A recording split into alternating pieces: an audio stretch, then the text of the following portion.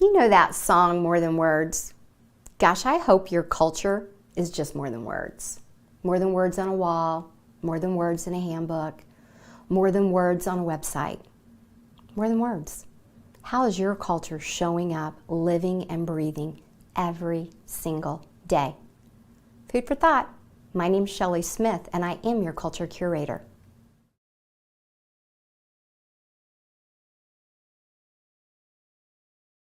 What has time told you about the power of friendship in your life? Hi, I'm Trevi A. McDonald, author of the novel Time Will Tell, a coming-of-age story about the power of friendship in the lives of 3 Chicago women who are attending their 10-year high school reunion, and the sequel, Roundabout Midnight, a story about resolving issues, healing hurts, and celebrating Black love. You can find out more about my books at my website, www.drtrevi.com. Thank you.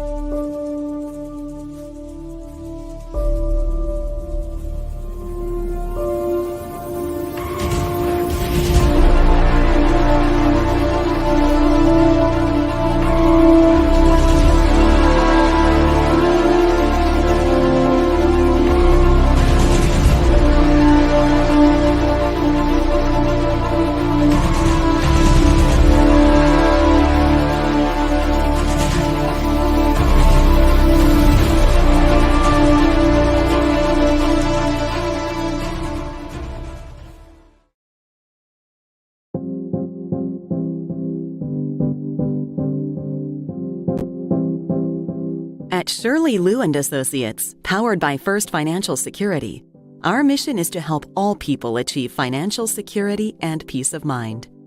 My team and I are here to help you reach financial security tomorrow and for generations to come.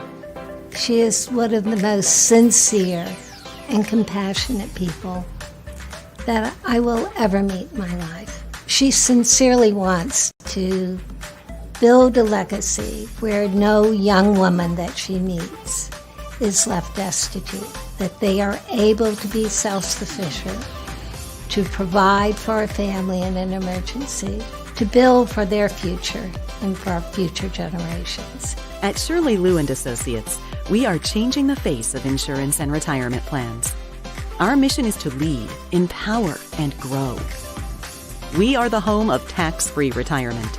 We provide comprehensive planning for businesses, rollovers for retirees, and individual personal financial planning. I'm a very people-oriented person. It's important for me to make sure my clients feel in a safe environment, make sure I feel in a safe environment, that I can trust the people that I'm working with. And I feel that here working with Shirley and my team. These people are more like family to me. Shirley has donated time and resources to the Shelter House, Women of Good Works, Good 360, Women That Soar, local churches, and the LISA Initiative. The LISA Initiative helps inform, educate, and empower women and their families' financial security. We believe entrepreneurship is a possibility for all walks of life. Reach out to us. We would love to have a conversation to see how we can help.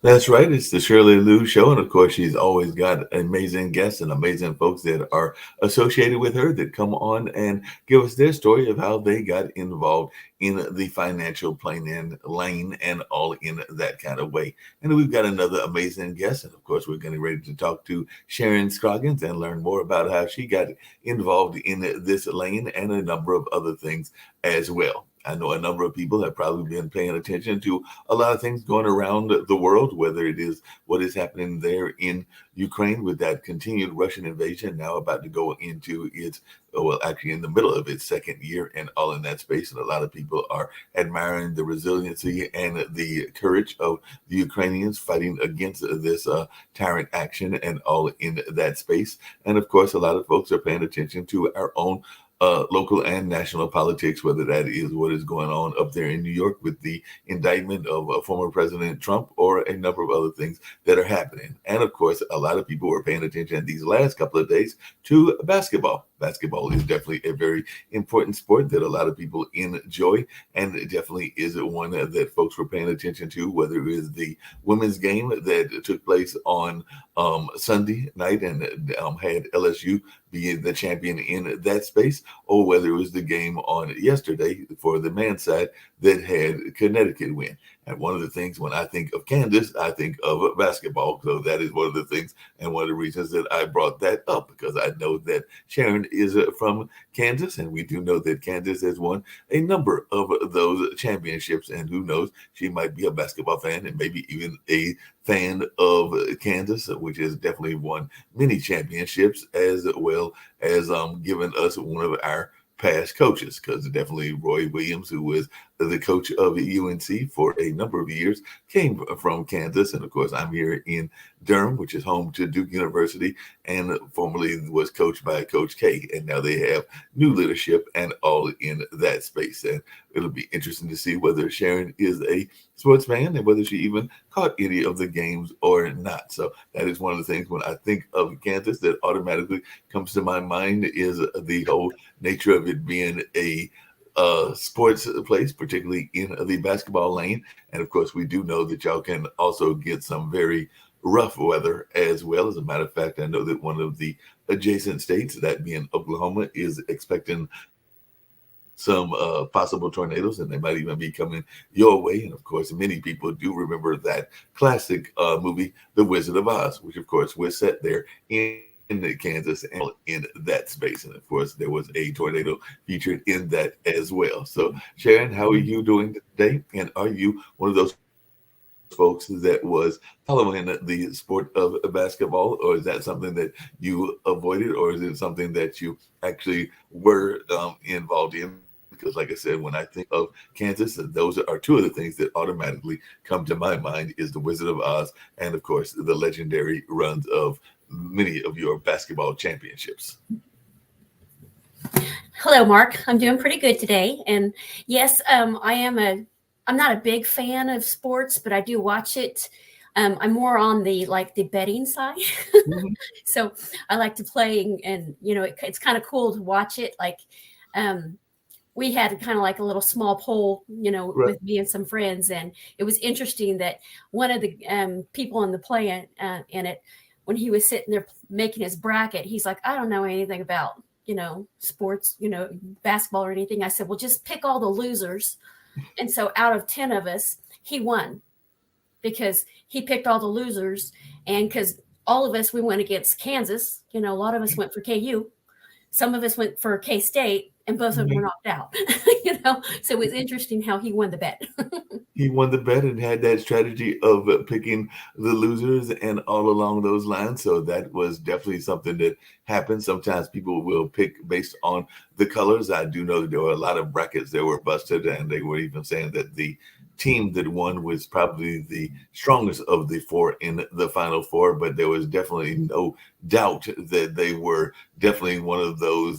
This was a Final Four that I don't think anybody had in their brackets. If they told me that they had Florida Atlantic or some of those other ones, including San Diego, I'm going to wonder what they were drinking or some of the other things that were going on, because that just seems to be pure luck if that was the case. But I think that there was been a history of no perfect brackets, and it seems like that is the case again. That anybody that picked this Final Four, I'm going to be really wondering about them and all in that space. But Oh yeah, definitely. If anyone picked Florida Atlantic, I was going to have to research why because they exactly, came out of nowhere. I mean, but that's what's cool about the NCAA.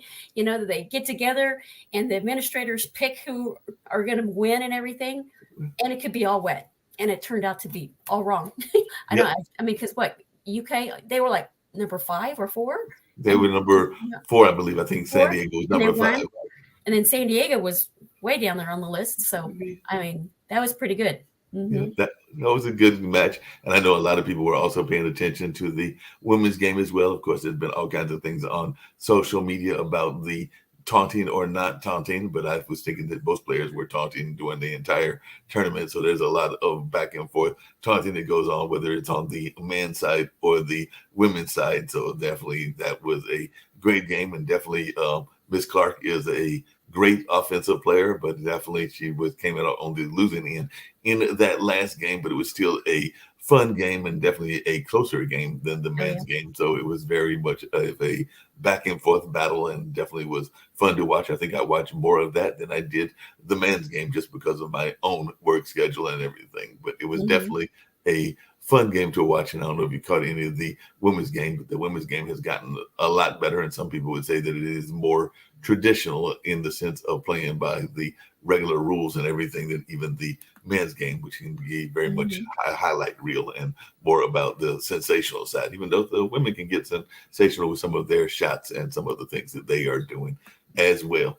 As I was saying, the other thing that comes to my mind when I think of Kansas is, of course, that lovely weather, because that was the theme of The Wizard of Oz. And of course, we all remember both The Wizard of Oz and its remake, The Wiz, and a number of other films that have been Wizard of Oz based. So growing up, was that something that you were aware of, that part of the timeline and part of the lore of Kansas? And also, is that something that you grew up around in the sense of being in the rural part of Kansas and also dealing with some of that weather? And what was that experience like for you? Because like I said, oftentimes when I think of Kansas, Oklahoma, I think of it being a rural part of the country, but also very much a bad weather that goes through there, whether that's those tornadoes or other things that happen in that space.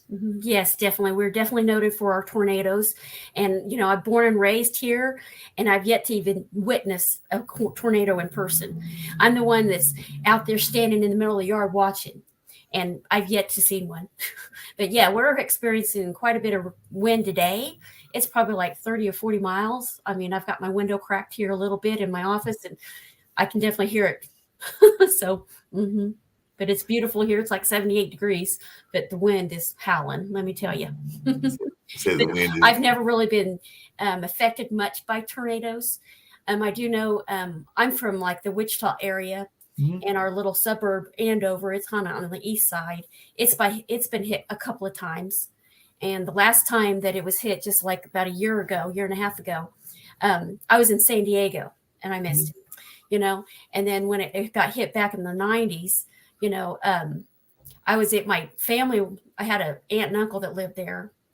And so we heard about it. We lived up in kind of the northern portion of Wichita. And when we were able to, you know, when everything kind of got cut down and everything, we kind of snuck in the back way and kind of had to walk probably a couple miles to get in so we can go check on our family. But, you know, they did really well. They had some roof damage. They were like right next to a trailer park that was totally wiped out, but they were pretty much okay. They had some roof damage and that was it. It was just really strange how, you know, the path of the tornado, you know, so. Yeah, that's very much the case. Those paths can be interesting and everything. It sounds to me like you're saying that if there was being one that you would actually be there, that you might be the adventuristic type that would be trying to sit there and get a picture or trying to get a glimpse of it, even though there are some folks that say that the first thing you're supposed to do is duck for cover or get out of the way. But it does sound like, from what I'm hearing you say, that you might be trying to get a glimpse of the tornado. Hopefully we're not going to have you get whisked off in the way of the Wizard of Oz and Dorothy and everything. Yep, I'm right there with it. That's why it's like, I hear when I travel other ways, I say I'm from Kansas, and they're like, "Oh my gosh, all those tornadoes!" It's like I've yet to see one. I've never seen one in person, So, but we live out on like the north side of town. I live in a real small town. We're on the north side of town, and so it's all pasture, Right. And so we got a really great glimpse of the sky. So when it does start happening, we can go out there and we can watch it and everything. But I've yet to see one, but I'm out there in the yard looking, so getting rained on. Looking, waiting to see that first one and everything. I know that one of the things that Shirley has been doing is definitely being involved in that insurance and the financial planning space and everything. And I'm imagining that that might have been part of what drew you to her and everything, because I do know that insurance for farmland and insurance for the crops is also an important part of what goes on. So I was wondering, Yes, is it that is. what drew you into the whole financial planning aspect? Because we do know that definitely having grown up in North Carolina, born here in Durham, North Carolina, but grew up many years of my development years in Warren County, which is Warrenton, which is definitely a rural town, and everything that, and my grandparents being farmers on my mom's side, and even having some cousins and uncles, that it is very important to guarantee the crop and also have some insurance on the crop, is also make sure that the people are insured as well. And we do know that part of what you do is retirement insurance. So how in much of that conversation was what drew you into this field? Well, actually, what drew me into the insurance business was COVID. I worked in the aircraft business as a buyer for aircraft parts for about 20 years. And because of the fact that, it's a feast or famine in aircraft, so you're either really doing great, it just kind of rolls with the economy. Well, of course, the COVID, all the stocks went down. They had to, tighten up their belt on the support people. And so I was one of those. And so when I got out, they gave me a really nice retirement package and everything, or, severance package, I should say. Right. And so I took that for gold, and I decided to go find, see what I could do, what else was out there available for me. And when I was checking all the jobs, everything was insurance. So I decided to go get my insurance license and give it a try. And I've done really well. I've been doing Medicare. But now, just recently, I moved over to be a independent with Medicare. And so that's allowed me to get into the financial planning of it, because part of the business and working with aircraft, you see the ups and downs, and you see a lot of people working in the manufacturing, and they're very dependent upon those weekly checks. And if they can get overtime, they're going to be making it, and then they're going to be, using their money however they can. But a lot of times, they don't see the downhill come. And then that's when they get into problems, And so once the downhill starts happening, they start laying off. Well, then they're sitting out there. They've got all these, car payments, boat payments, and whatever to make. And that puts a hurt on them, And so I learned early on that, you better take care of everything and make sure you've got it secured, and when you're working in aircraft, because you never know. One of my coworkers, in fact, he was always 6 months ahead on every one of his payments on everything he owed, utilities, gas, everything. And that's how he kept it, just to make sure that he was, not going to have to worry about when he got laid off, that he was going to have to, suffer through. And, a lot of people are dependent upon the pensions, and the pensions are good and everything, but it's still not going to get you through, because, with Social Security, they're saying like in the next 10 years or what have you, that, they're worried about it, so they're not going to be able to depend on that, and so by talking to people in Medicare, they're all like, I'm on fixed income for me to save them $20 and $30 a month, and they're excited about it. There's something wrong right there, so learning with the Medicare and, coming from aircraft and with the, concerns about Social Security, that's when I thought I can do something here. If I can, help my fellow employees from aircraft get those 401ks rolled over to, the annuities, to where they're going to be able to gain a heck of a lot more income during the retirement years, that's what I'm all about.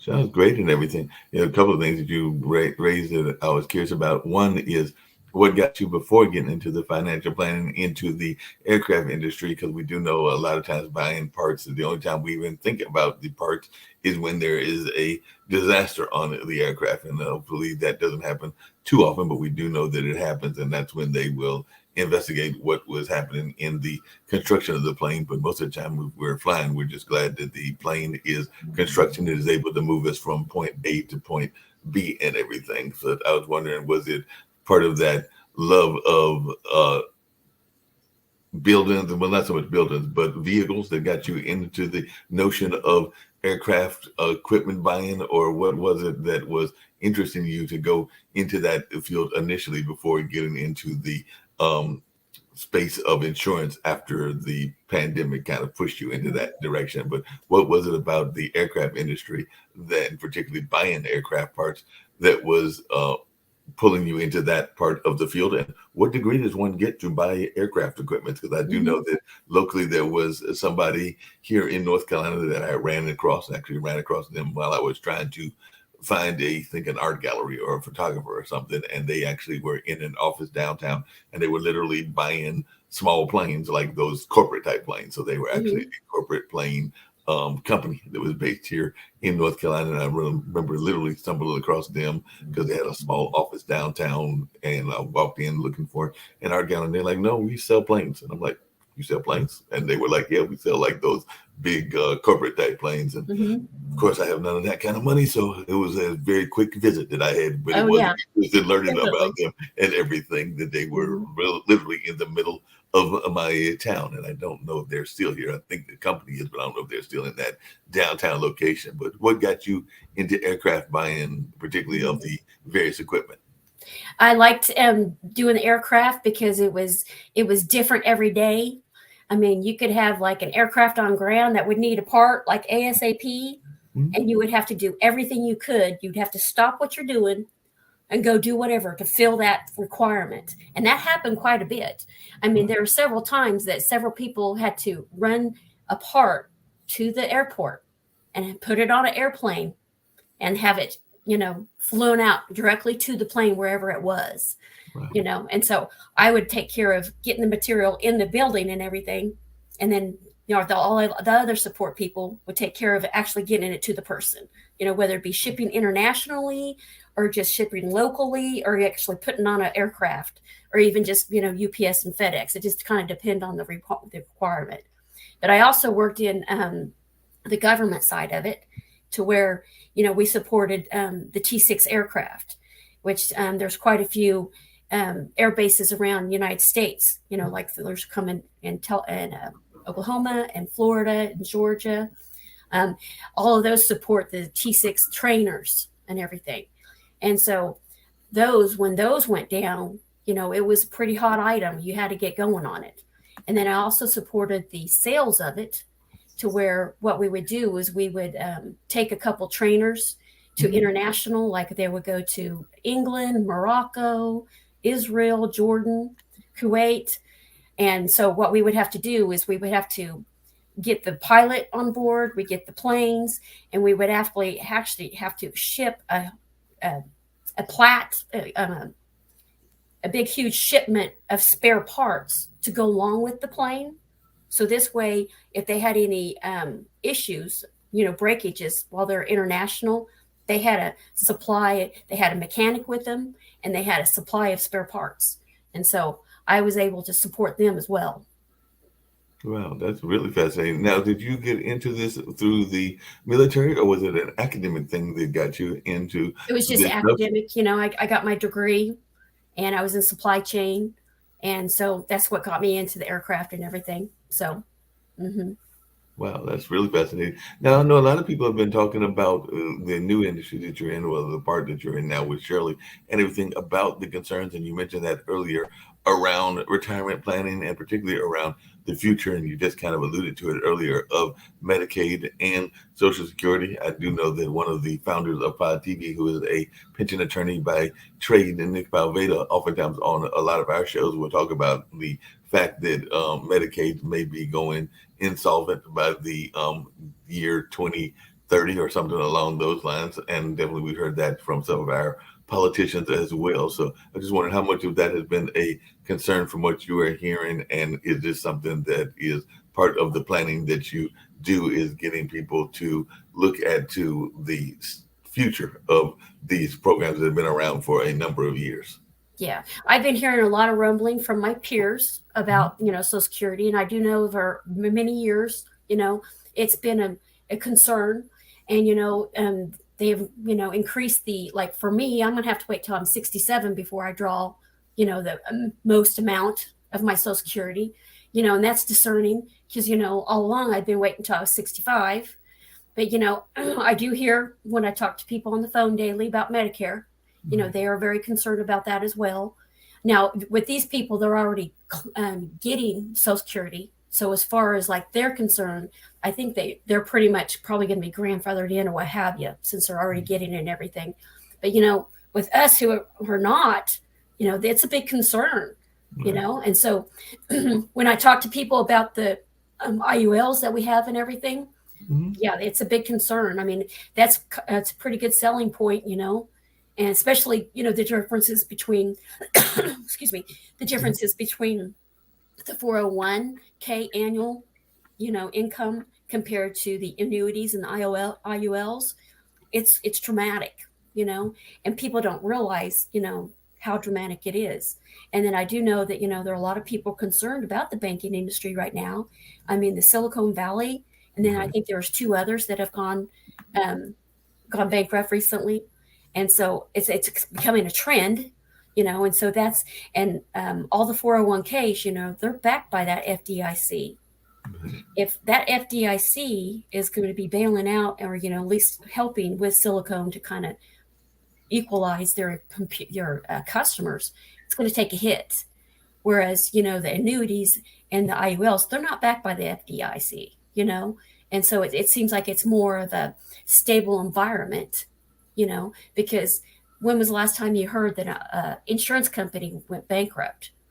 I mean, these companies, they've been in business for over 100 years, and that's a lot of track record for them to survive, so it's a lot more stable type of account to have than a 401k. No, that makes a lot of sense, and definitely people are trying to figure out that stability. You mentioned, retirement. I do know a number of folks are concerned about retirement. I'm actually going to hit the big 6-1 in July, and I know that historically 6-5 or something like that would be considered retirement. But even in one of the other jobs I have, less of the pod TV and the live streaming space, but one of the grading companies that I work for, there are some folks that are working well into their 80s and 90s, grading some of these school test papers and all in that space. But is that something that you are also seeing, is that people are thinking about their retirement planning, but also are thinking about it further down the road? Because we know a number of people are retiring later, even though sometimes you are forced into retirement, maybe even before you are wanting to retire. I know that my mom, who was a major philanthropist in the area, worked for a trust fund. The Golden Lease Foundation was actually their first president and everything, but she also served on the board of what is now Truist. And I remember that when she was at a certain age, I want to say it was like around 65 or 70, they pretty much said that she had to retire because they had a retirement age, and once you hit that age, you had to resign from that board and everything. So a resignment age, I guess it would be, since you weren't really working per se for the bank, you were working for the board of the bank and everything. But that was a conversation, because at that time we were like, and even now, mom is very much a person that still has all of her faculties, knock on wood, and all of that, but is very much involved in the community of Rocky Mountain in the sense of family and things of that nature, not so much the politics and work that she used to do, but still very involved and could probably still give the bank advice to this day. But even at that time, they had those kind of rules. But we do know that people are working later and later. So how has that conversation been going with your clients and everything? Because some of them are probably going like, yeah, I want to get some retirement planning, and I want to get some retirement planning, but I'm not planning to retire till I'm 80, maybe 85. Yeah. Actually, the younger kids, they're looking at early retirement, so these Kaizen plans and annuities, they're very attractive to them and everything. So, when I show it to them, they're like all excited about it and everything. But, on the flip side, my parents, both of them, they had to retire early, probably like in their 50s because of their health, and so that wasn't good. And my in-laws, my mother-in-law, she started getting Parkinson's, and so she had to retire early. My father-in-law, because of the fact that he was getting close and it was getting, the economy was getting there, his health was okay, except for the fact that insurance was a big deal because he worked kind of for a smaller company. And because of the restraints that his wife was putting on all of the health insurance for them, it was better for them to buy him out and retire him early than, just continue to have him on. And so they gave him a really nice severance package to retire him out. And I thought that was really odd. This day and age, insurance, you should be covered. But, with them being a small company, yeah, there was costing a lot of money, and rates were going up and everything. Insurance is just a lot of money. So I know that my husband and I, that's a major concern for us, because we probably got like another 10 years of employment. And, that's our major concern. How are we going to cover our medical coverage until then, And so we're going to have to figure out how to get the annuity to where we're going to be able to afford it.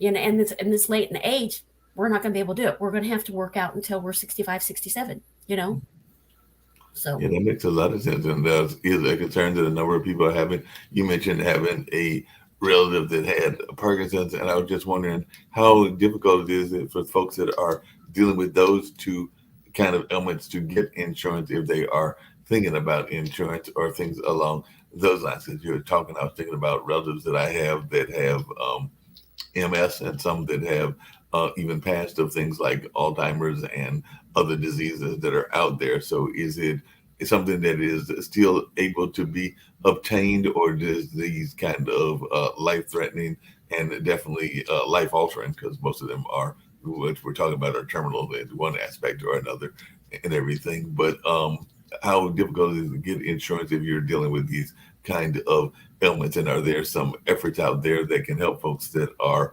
facing these kind of health issues? yeah, it's hard because insurance is pricey. And then furthermore, they're not supposed to look at their health anymore, but I know that that's a concern, but it's still pricey for them. And it gets to the point where they're going to have to pay the higher cost of insurance just to keep themselves covered until all their assets are depleted. And at that point, they're going to have to go on Medicaid, And so once they determine that they're not able to work anymore, that puts them onto disability. Well, still, they're going to have to be on disability for 24 consecutive months before they're going to be able to get Medicare Part A and B, if they're prior to 65. Right. That's still a long time for someone who is facing a lot of health issues. They're not able to cover it. And so, unfortunately, their assets get depleted fairly quick. Yeah. And then that's when it lands on the state, and it's a shame, because they're like, I either have to go on Medicaid and lose my family home that's been in our family for over 100 years, because I have to, because it's like, I can't handle it, and that's what they do. Medicaid, when they look at your assets and they'll put liens on them. It's really sad. And that's one of the things I was curious about, even with generational wealth, because I do know that whether you're in a rural area or some of the other communities, that is a conversation that a lot of people have been talking about. And I'm thinking that there is a lot of what is considered middle America and everything, and definitely Kansas and Oklahoma are considered that and everything, where people have had farms in their family for a number of years. Sometimes they are bought out by corporate farms, and sometimes they keep that farmland. But I imagine that is part of the retirement conversations that you've been having as well, because I'm imagining that there are quite a few people in Wichita and a number of other cities in that state that are concerned about how they are going to protect the land that has been in their family for a number of decades. So just wondering how those conversations are going and what you are learning from your clients in that space, because I imagine some of them are wanting to pass on that farmland to their kids, and maybe the kids want to go off and do something totally unrelated to farming. I know that I had a friend in the C area of Wilmington, and they actually did a newspaper story on him, and that's one of the things that he was learning about, because he was actually an artist and he was talking to those fishermen in Wilmington, and some of them were like, we want to pass the fishing business off to our children, and they're looking at us like, no, we've seen what y'all have done for the last 2 or 3 generations. We've seen how hard of work that is.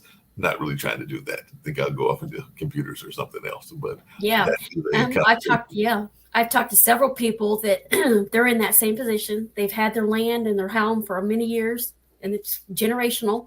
Mm-hmm. And you're right. Children are not wanting to take on because they've seen it. I mean, it's hard that, children right now, the renting business in downtown Wichita is really booming because the millennium people, they just want to rent places. They don't want to buy. They don't want to get in a mortgage, like what we had back in 2008. Right. They're scared of that. They're not wanting to buy. And so they're happy and content with renting, And so for them to have these nice assets with their, their parents having the home and their land and everything. And it's getting to the point where someone's in the family is going to have to help them to get them over the hump or just sell it, And I do know that around here, with me living in a small town, I'm west Wichita, there's a lot of farmland starting to fill up. I mean, it's filling up really quick. Mm-hmm. There's these new developments, that used to be farmland, and now it's turning into homes, Mm-hmm. I mean, homes they're getting expensive, and I don't know how people are affording them, but they are. But it's booming still, even with the economy being like it is. So. Yep. And I was wondering, the other thing I mentioned, what people think about when they think of Kansas, and definitely one of the things they think about is, like I said earlier, the Wizard of Oz, but there was also some adjacent states that people think about as well. And some of those were definitely famous for their insurance commercials. So I was just wondering how much of that Mutual of Omaha, which Nebraska isn't that far from Kansas, and everything played into your own going into this particular field and everything. Because I do remember watching that commercial even as a youngster and everything. And definitely, even though it was about wildlife, you would always hear that particular commercial. So, and then of course, there are some other ones that are out there as well. Definitely Shirley Lou is doing a great job with her company, but there are some that are more the commercial ones that people hear about because they have intensive advertising, whether that's Mutual or whether that's Aflac or a number of other ones as well, because who among us have not run across that crazy duck and everything. So how much of that has played into your thinking that this was a field that you wanted to go into? Now, the Mutual of Omaha, I am licensed to go ahead and do supplemental plans with them and everything, mm-hmm. but I haven't really dabbled much into their life insurance or any other type of products that they have. And with me signing on with FFS with Shirley Lou, right. She has handpicked several different companies mm-hmm. that, she's reviewed all the policies in them, and she's rated them the best. Right. And so she's just concentrated on that, which has been great, because with me kind of being new to the annuity business and everything, it really helped me learn a lot about the differences, because with me having access to the Mutual of Omaha, I've gone out there and I've kind of looked at what they've had, compared to what we have here at FFS. And I kind of see where she's going at. She's got she's phenomenal when it comes to finances. Her heart is in it. And you could really tell that she's in it for, she makes so much money. And for her to sit there and put her time and effort on every one of every agent that she has underneath her, regardless of where they're at. It's phenomenal how she's been doing it. But, she does podcasts she does Zoom meetings, I should say, every right. week. To do trainings for us. So this way it helps us learn a lot quicker. And so I sit in those meetings quite a bit with her, and I've learned so much from her. And many times I've sent her an email thinking, okay, I'll give her a day. Within 20 minutes, she's called me up and she goes, this is what's the best one for your customer, and she's told me, this and this. And She's just phenomenal with everything that she's got going on in her day.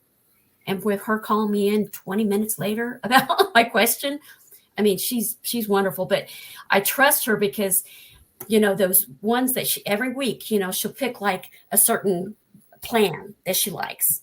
And she'll go in there and she'll dissect it for us. So this way, it's kind of a way to train us and everything. So we learn and we'll kind of know what we need to pinpoint and everything. So this way, when we are out talking to customers and everything, we can kind of pick up on what they're looking for and say, okay, this way, I know this one's the best, And so I still get with her and Jim and Elizabeth and kind of run it through. Okay, this is what I'm seeing.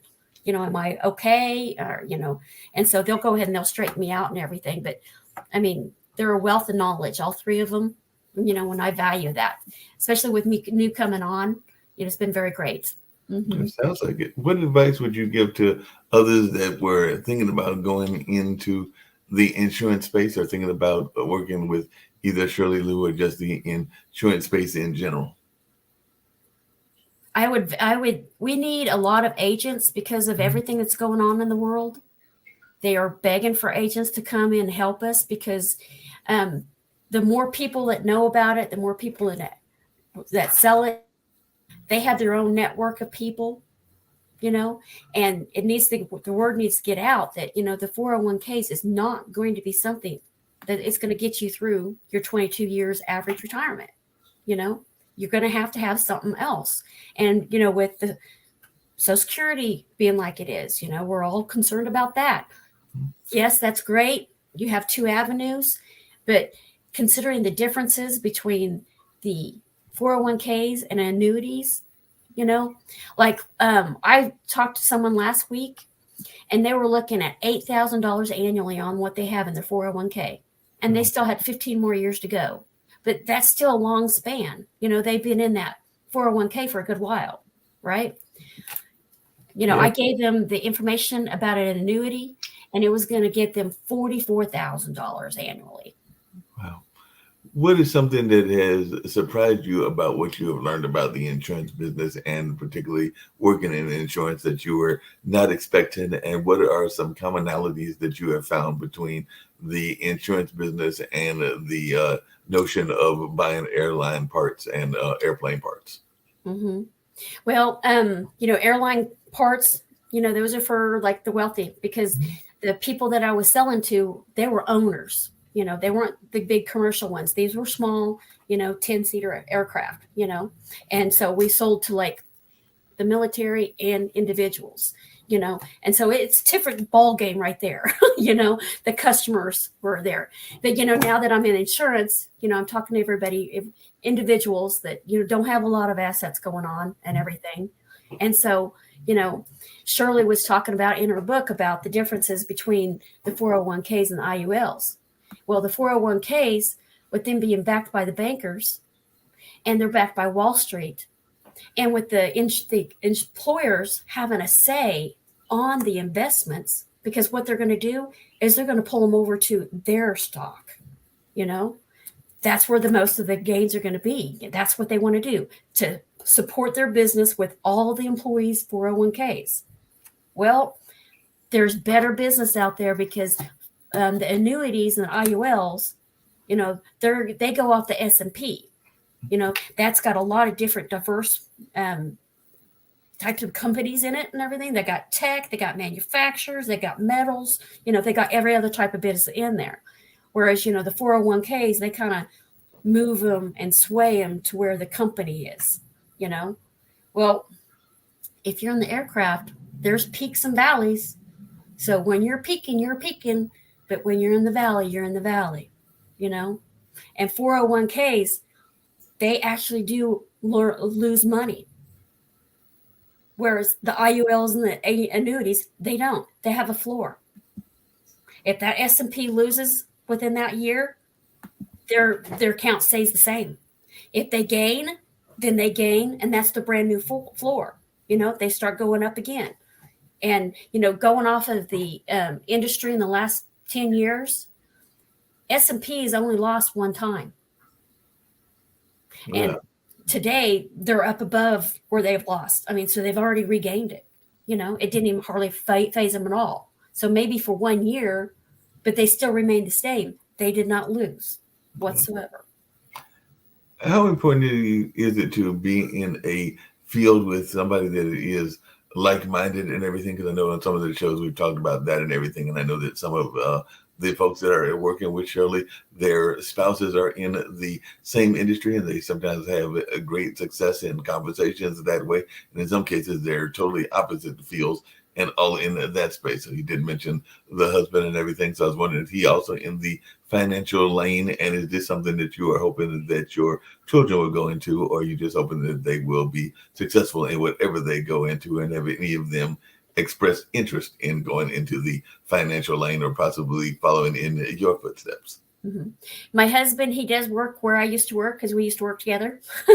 So he worked in the manufacturing part of it, where I was in the support people, So I'd go out and visit him every day, but that'd be it. But he's still in that space, he's still building the aircraft, he's out there doing it. But, he's getting older, and, his, body is not be able to crawl around on the middle of those bare, metal aircraft anymore. So I would like to get him retired sooner, so that's our little drive there. But he thinks it's great that, I'm able to help people and help them with their financial needs and everything. In fact, I've helped a couple of his coworkers. I sat down with them. I've showed them the difference between the 401ks and the IULs, and they're very impressed. We're helping our children because we have 3 children, and they're all in their 30s. And they're all doing really well, but each one of them have 401ks and IRAs and Roths and everything. And so I'm trying to show them the way, but they're looking at Mom. Okay, you haven't been doing this very long, so I'm going to have to kind of gain my speed and show them. Okay, I've done this. Now will you, and then they'll sit down with me. But that's one of my goals. I'm going to get them, But luckily, they listened to me when they first got in it. And I told them, I said, you guys need to start saving for your retirement now. It's easier. And every one of them have listened. And so they're starting. It just, in a year, I'll get them turned. I'll show them the way. But also, I have 2 grandchildren. And so I'm going to go ahead and start getting them moved on these annuities and IULs. So this way, when they turn 27, they can either take it over themselves, or they can go ahead and cash it out and do whatever they want with it. But, can you imagine at age 27 being able to get an annual income and just coming out of college with no job? And that would be great. Nice? That would be real nice. I remember that when my grandmother was living, there was a real effort to get kids like savings bonds and some of those other things. I don't know if banks still put them out the way that they used to and everything, but there was definitely that push to make sure that you had some sort of protected savings that were there in that space. Because I definitely remember that. I think that was Dad's mom that set that up and everything, but I do remember that they existed, and at some point in my adulthood, we cashed it out. There was probably some sort of family situation that needed a quick payment, and it was used in that space. But I was just wondering, is that something that you were doing with the grandkids, and is that something that you are seeing more people do? Because I also remember a time, and I'm not saying that I always had one, don't even know if I had one at all, but a number of my friends definitely had allowances and all in that space. And I'm not even sure that parents are given allowances these days. But how much of the early financial planning are you seeing when you are talking to your clients, and how much planning is there going into buying things, whether that is a savings bond or some of the other kinds of bank existed things that you could put out there to protect the kids as they grow older, and it can be there for a financial windfall or emergency nest eggs or things along those lines. Because like I said, I'm not even sure that parents are giving allowances out like they used to. Yeah. I've seen a lot of parents having like a little savings account for their kids, right. Like whenever they get money for Christmas or birthdays or what have you, and they'll put like 50% in there. I see a lot of that going on, but, I see a lot of people just pretty much kind of taking care of themselves right now because they're really concerned about it, and they don't really have a whole lot of means on it. And so by them, that's another good thing with the annuities and the IULs. They've got a built-in life insurance. Right. So once that happens, there's going to be money, and that's where the generation wealth really happens. Like the annuities that my husband and I have, that's definitely going to be helping. It's going to feed down to my grandkids, definitely, because it's going to be sufficient amount. The 3 kids are going to be fine, but then there's still going to be, money left over for my grandkids, so I think it's a great thing. But, as far as like bonds and everything, I know my husband's grandma would always give all of her grandchildren bonds for Christmas and birthdays and such. And so when we got together, it didn't amount to hardly anything. I mean, even though they had matured and everything, you might as well just put them in a savings account, So I didn't see a whole lot of growth there, but, if they take that same amount of money monthly and put it in just like an account, for like an annuity account for their grandchildren, they're going to be so much better off, doing that than just putting in a savings account. It's just the fact that the startup fund would be the issue right there, because I think Gerber will allow you to go at a lower amount. But, some of those other annuities, they make you start at a little bit higher amounts. And I know that's a problem for some people. So.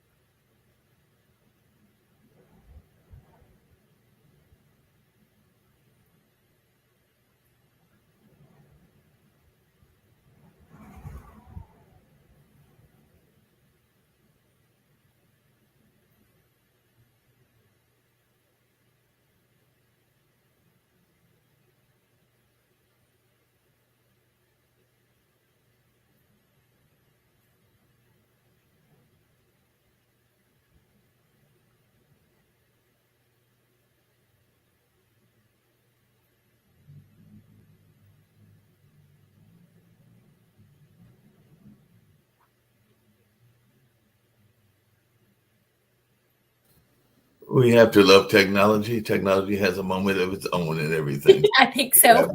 Yep, has a moment of its own in all in that space. But definitely, I know a lot of folks were enjoying the conversation, and that's not going to let us stop. We just keep on going because technology has a moment of its own and all along those lines. One thing that I was curious about, and you just mentioned it earlier during the course of our conversation, was do you think that people are paying enough attention to what is going on with insurance, particularly if they are in rural America? Because, like I said, you are definitely there in Kansas. I know you're outside of Wichita, but there are a number of folks that are in that rural space. And I was just wondering, is this an area that you would like to see more people studying and even dealing with? Because I know that even our founders of this network, they are big on fiscal literacy, and they really wish that these kind of things would be taught in our school system and all in that space. But I was just wondering your thoughts around that, and if that's something that you would like to see more of as well. Oh yes, I would love to have the insurance agent, industry grow, because a lot of people don't realize the more advantages they have with an insurance policy than they do, with the bank policies and everything. And I know that insurance is big in rural areas, like what you said for crops and everything. So yeah, because that is big business right there and everything. But as far as like other, types of, investments and everything, I don't think they're there yet. And you have to think, annuities and IULs, they've only been around for like a little bit more than 20 years.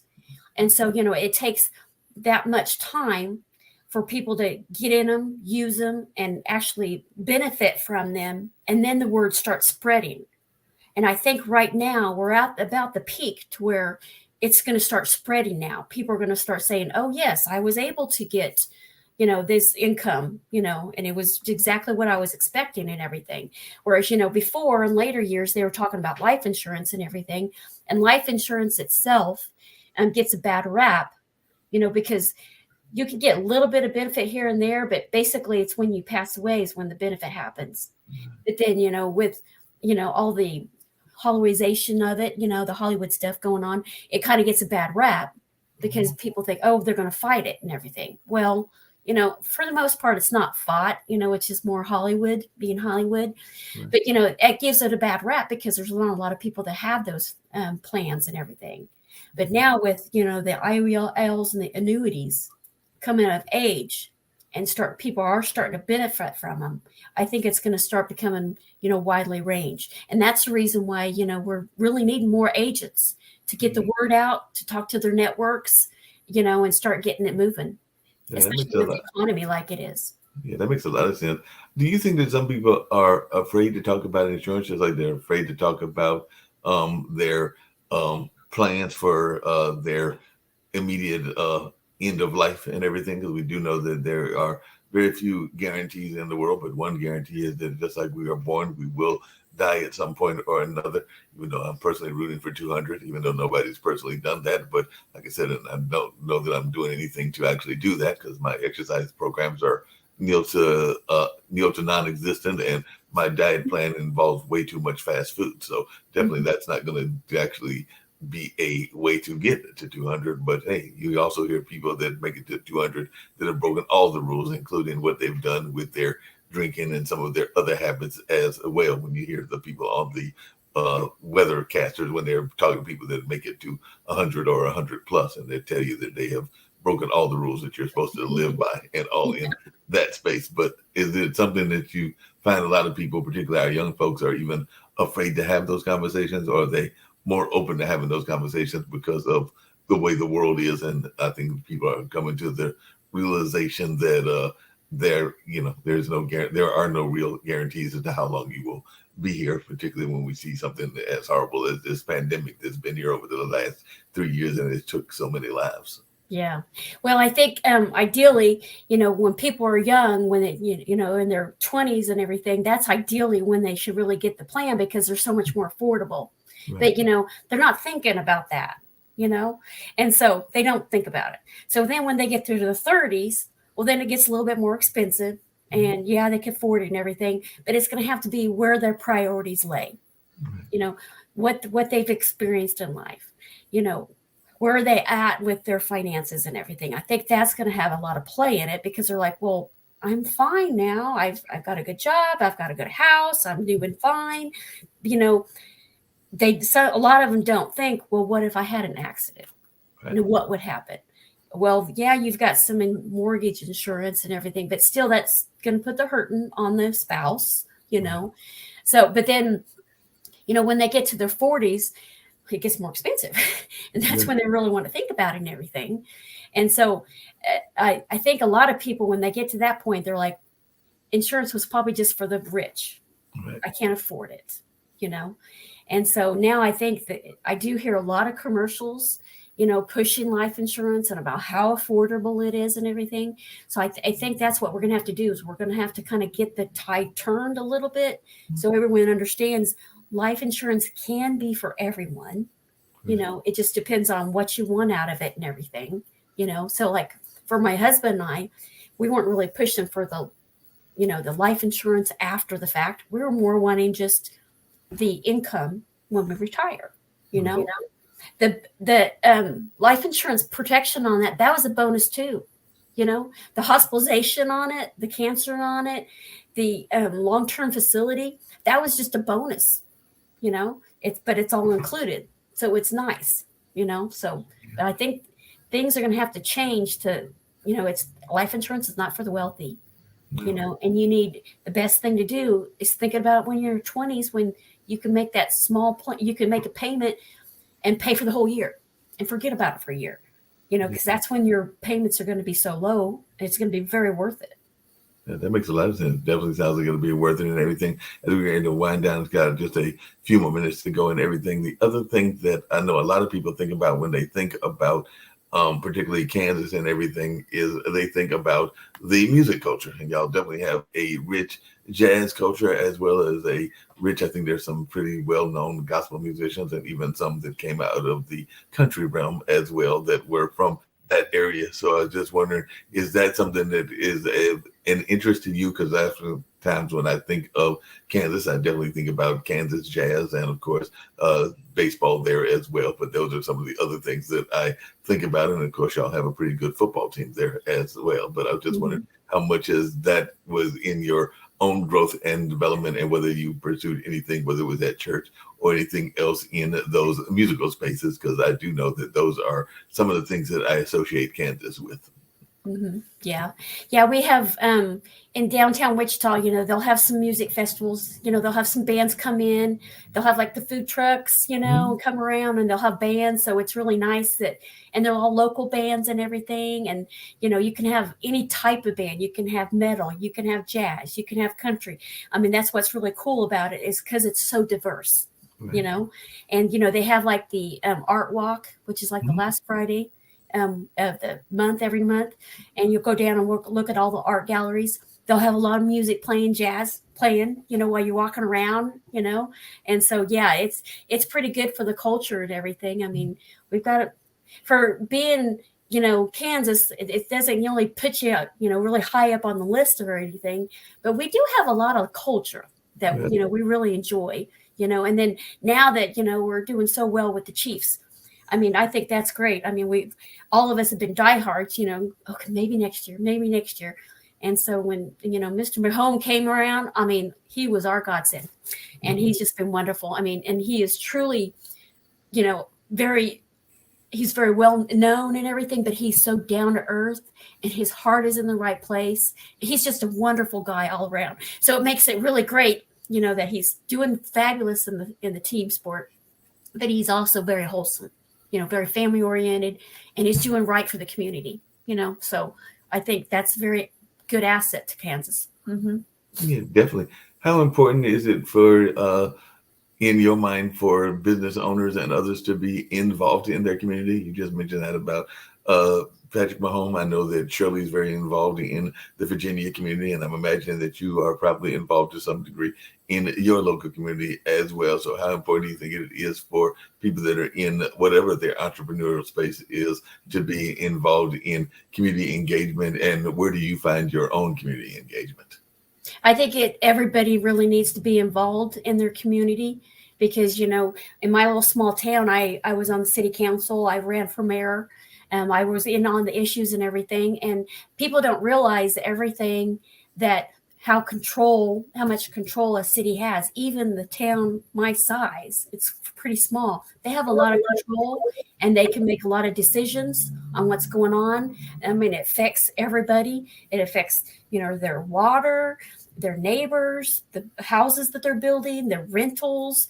I mean, it affects all the community. And I think it's very important for people to be aware of how much control every town has.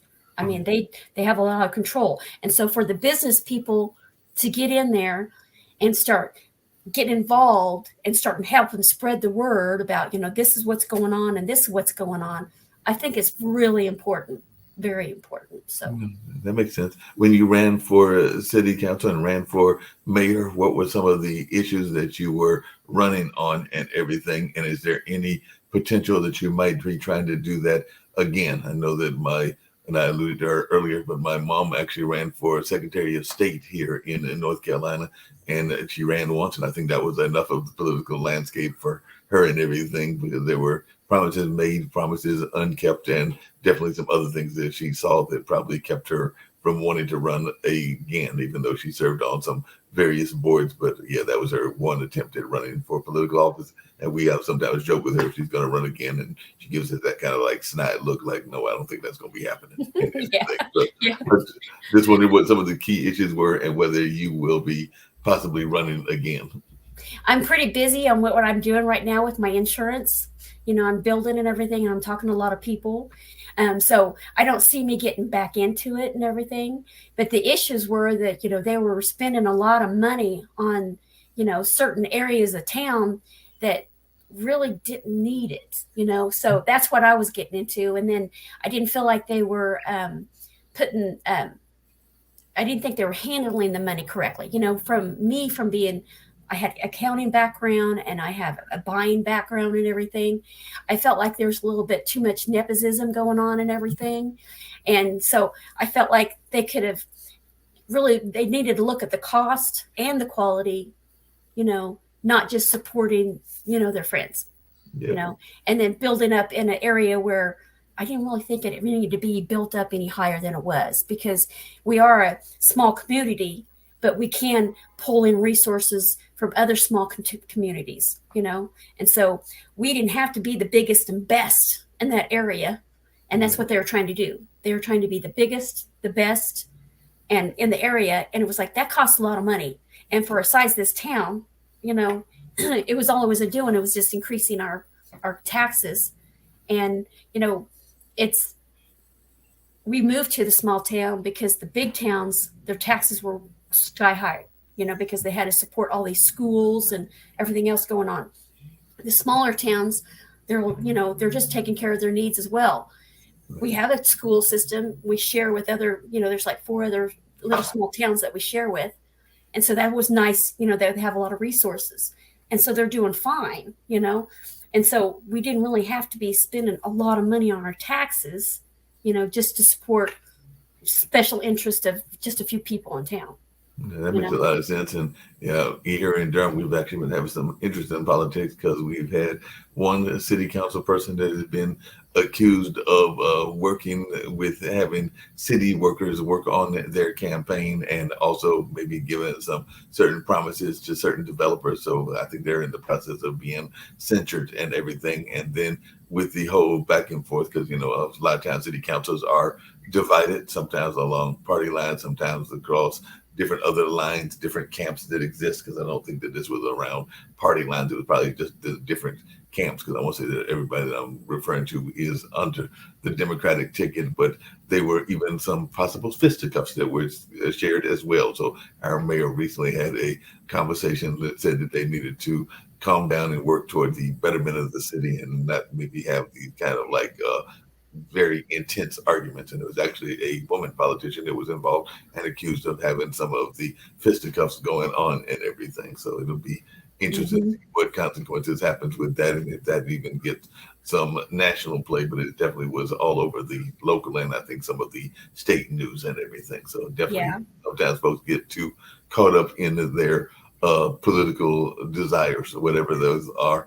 And I don't know how it is in Kansas, but one of the things we've seen over here is a lot of people are impacted by the political action committees. And there are a number of those kind of groups that are always giving out the endorsements. And I'm sure that even when you ran, you had to maybe get the endorsement from the Sierra Club or some of these other endorsement groups, whether that was the Democratic women or the Republican women or whatever the various groups were. But I sometimes think that we get too caught up with those groups, and I sometimes think people do too much blind voting. But I don't know if that's your thoughts, but I think that people get a nice little endorsement sheet and they vote according to what the endorsement sheet tells them to vote to. That's true. And they have to have the backing and everything. Yep. But you know that happens everywhere in government. People don't realize it. I think it's coming to more awareness of people, Right. but it's always happened, and it's just one of those things. You can't get around it, So Definitely can't get around it.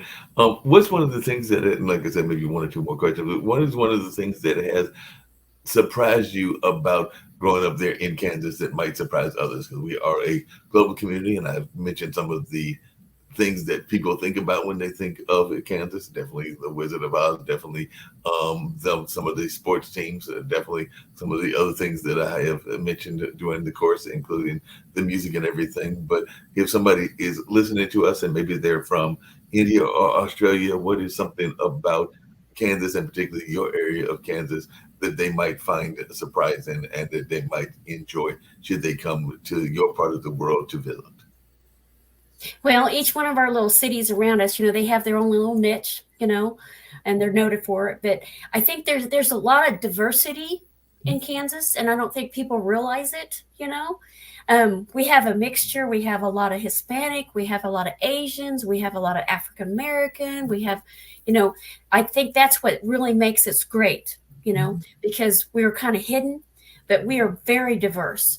I mean, and it seems like we all get along, I mean, we're the melting pot, and it doesn't seem like there's a lot of scuttle about everything. I mean, I think that's something really to be proud of, because it's not their background that they have issues with. It's because of them personally. And I think that is really nice in this area, because we're just like every other town. We have our crime and everything, but it's because people are trying to better themselves and trying to get money, so it's just down to the basics, so I mean, because out in like Western Kansas, we have a lot of feed lots and everything for like the cattle and everything. So we have like a high amount of Hispanics that like to work out there, and that's great. Here in Wichita, I mean, I think I don't know what the population is, but I think it's probably pretty much even between a lot of different races. So, and I think that's wonderful. Yeah, sounds like it. How important in your own various businesses has been your spiritual growth and everything along those lines? Because I do know that a number of folks that are part of the network are very much in tune to their religious beliefs, but they are also open to other people's religious beliefs, meaning that they are open to having the people of Hindu or Muslim faith get their voice being heard as well. But just in your own growth, how important has that connection to something beyond you and your immediate family, a higher power, been? Okay, my core is that I'm Christian, and in fact, I teach a Christian. I teach fifth graders every morning religion, and so it's right there at my heart. To me, it's God, family, and country. Those are my three. My daughter is a master sergeant in the Air Force.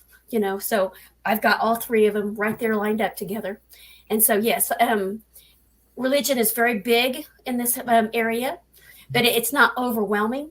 But we do have Muslims. We have every other kind of religion available, and I think that's another part of our diversity and everything.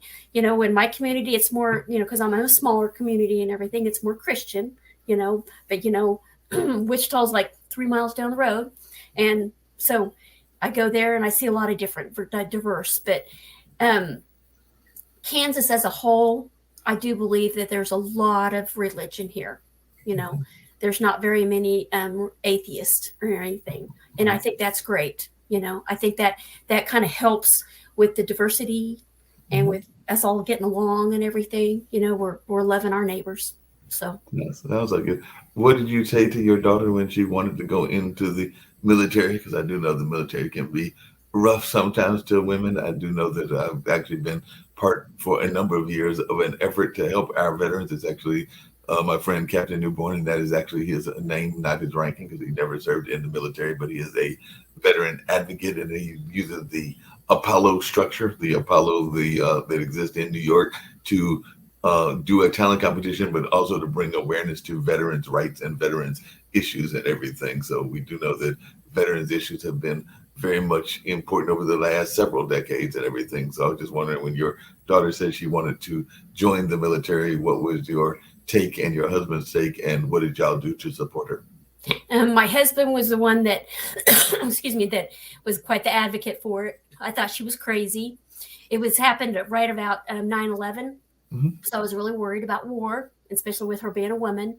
But I did know with her being in the Air Force, she was going to be pulled away a little. She wasn't going to be as close to the action as possible, but she did. She has been in Germany and Qatar.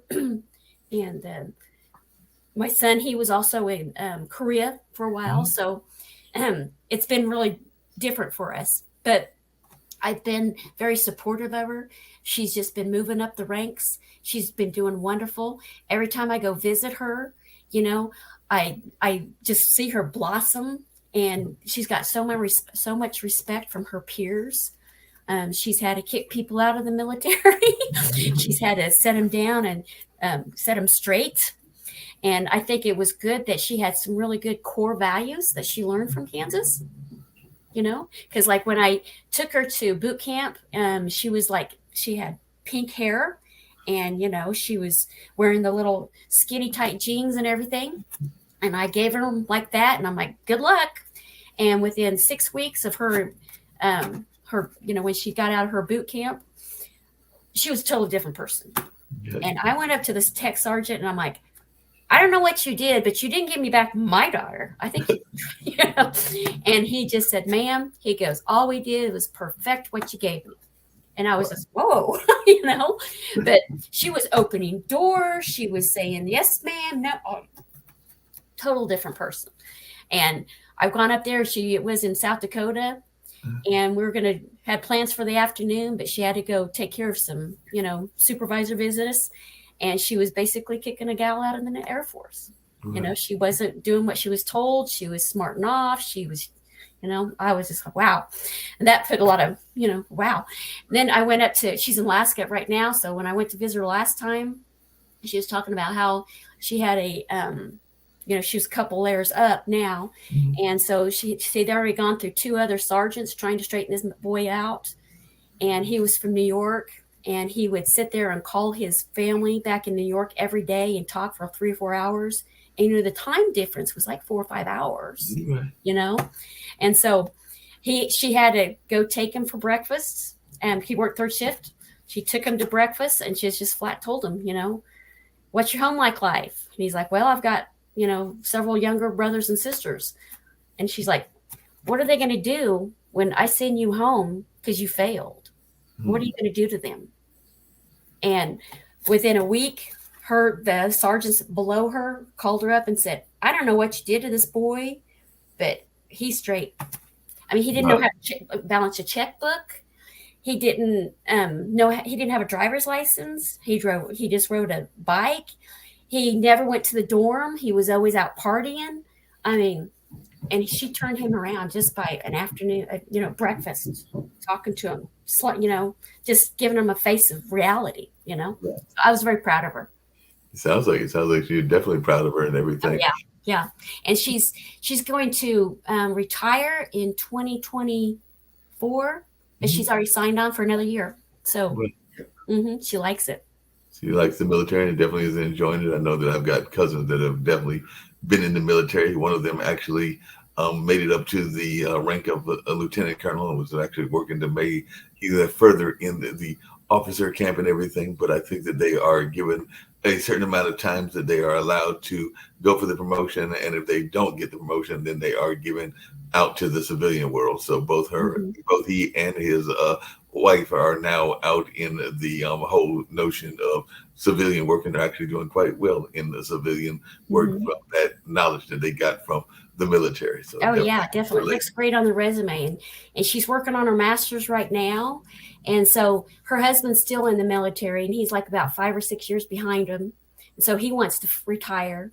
And so her goal is just to move over to be a civilian job at a base, wherever he gets located. And she could do it because she's got QA and she's got supply chain, and she's got all that management material. So she's going to do well, which, and even just not even getting her master's, she's still going to do well. She's still got her bachelor's underneath her. So yeah, no doubt about it.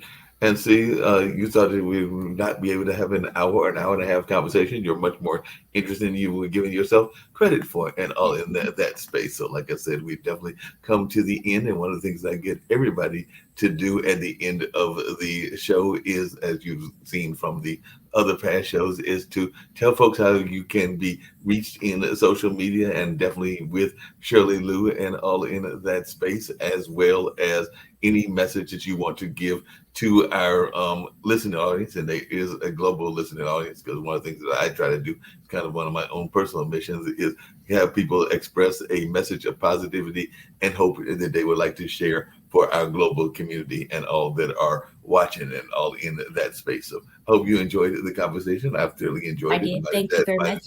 Glimpse and everything, but definitely, like I said, you had much more to say than you thought you had to say. So definitely, it was a greater conversation than what you were expecting. But we just try to bring out the positivity and the amazing things that you folks that are working with Shirley Lou are doing, and some of your own stories and narratives and all in that space. So if you can tell folks how they can reach you, and also any message of positivity and hope that you would like to share, and then I'll play the shorter Shirley Lou commercial and maybe one or two other commercials as we get out the door. But definitely, I hope you've enjoyed it, and hopefully we'll have you come back. I know that Nathan and a couple of others have made multiple trips, so hopefully you'll get another chance to return in the not too distant future.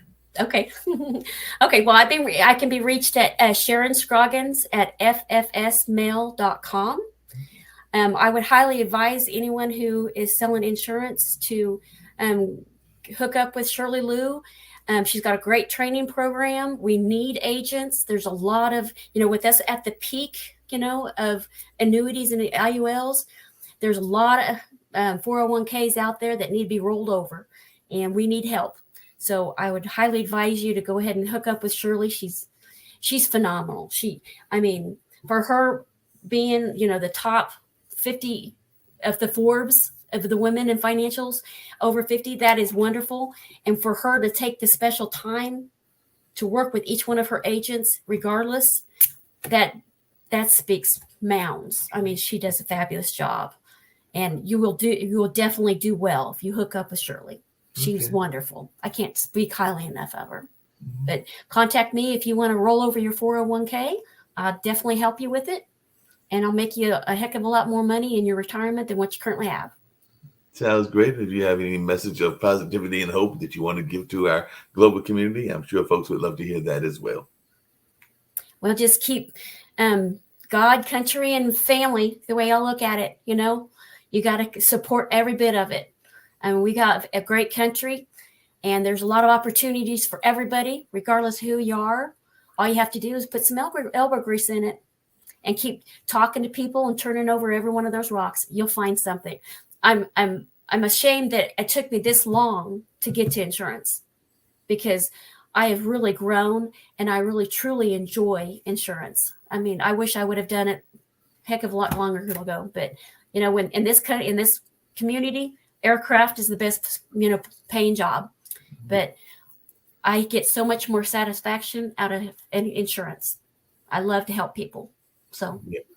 And I can tell that you were helping people, whether you were working in the insurance field or now with Shirley Lou, but you definitely seem to have very much of a helping kind of spirit, and definitely what people would call a service type leader, and all in that space. So definitely I can tell that you are an amazing person, and hopefully I will get a chance to meet you, just like I'm hoping to meet Shirley at some point in person and all in that way, and definitely hope to see you back on one of these shows in the not too distant future. But right now we're going to get on out of here, and like I said, I've thoroughly enjoyed the conversation, and hope you have as well. But we're going to hear from Shirley Lou and some of the other folks that are sponsors of this particular network and everything. So definitely a great conversation, and look forward to seeing you in the not too distant future. All right. Thank you so much. I appreciate the opportunity. No problem. You take care. Do the same. At Shirley, Lou and Associates, powered by First Financial Security, our mission is to help all people achieve financial security and peace of mind. My team and I are here to help you reach financial security tomorrow and for generations to come. She is one of the most sincere and compassionate people that I will ever meet in my life. She sincerely wants to build a legacy where no young woman that she meets is left destitute, that they are able to be self-sufficient, to provide for a family in an emergency, to build for their future and for our future generations. At Shirley, Lou and Associates, we are changing the face of insurance and retirement plans. Our mission is to lead, empower, and grow. We are the home of tax-free retirement. We provide comprehensive planning for businesses, rollovers for retirees, and individual personal financial planning. I'm a very people-oriented person. It's important for me to make sure my clients feel in a safe environment, make sure I feel in a safe environment, that I can trust the people that I'm working with. And I feel that here working with Shirley and my team. These people are more like family to me. We believe entrepreneurship is a possibility for all walks of life. Reach out to us. We would love to have a conversation to see how we can help. The only trick you need to save time and money is to shop at Aldi. Aldi. Shop differently. Limitless length plus volume. Sensational from every angle. New Lash Sensational Sky High Mascara. Only from Maybelline, New York. Everything that touches your baby should be this comforting. Pampers Swaddlers. The #1 choice of hospitals is 2 times softer. All right, Trivago. Find me a hotel somewhere in Thailand where I can wake up with a view of the ocean. Awesome. The future. It's impossible to see. And when it's finally here, it might not be what you'd expect. It might just be better. Introducing Luxury Electric. Introducing Lucid Air. We're for those who love to discover, who don't need to travel to find something new, and who know when you spend less, you can discover even more at TJ Maxx and Marshalls. Smooth, velvety chocolate wrapped in precious gold. Ferrero Rocher. You know how people love to enjoy food and don't understand how to flavor their food or how to replicate a meal? They're interested in supplements but don't know where to begin? Well, what I do is I take the guesswork out of enjoying flavor and wellness with my flavorful spice blends so that they can create delicious meals with healing benefits. Can Do Spice was created to help cooks at any level enjoy healing through food. Every spice blend was designed to give added health benefits of natural herbs. Every blend is complete. There's no need to add any additional spice for a delicious meal. Saving you time and money while adding supplements to your meals can be both tasty and fun. My earliest memories in the kitchen began with my father, Kenny Can Do Bond, so it was fitting that I would name this line after him. I have always looked to natural remedies to supplement the body, and I found myself hiding herbs and minerals in foods for my family. That's when it hit me. Everyone needs Can Do Spice. Everyone should be having this. It's an exclusive brand for cooks at any level who want to create flavorful dishes with healing benefits that can satisfy the body and soul. Add a little spice to your life. Give Can Do Spice a try.